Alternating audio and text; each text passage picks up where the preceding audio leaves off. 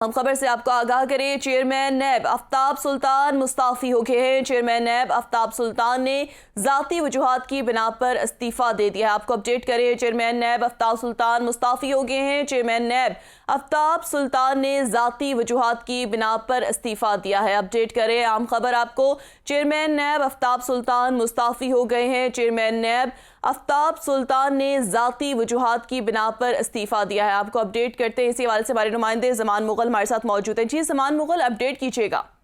जी बिल्कुल, ये बड़ी डेवलपमेंट है। चेयरमैन नैब आफ्ताब सुल्तान ने ज़ाती वजूहात की बिना पर इस्तीफा दे दिया है।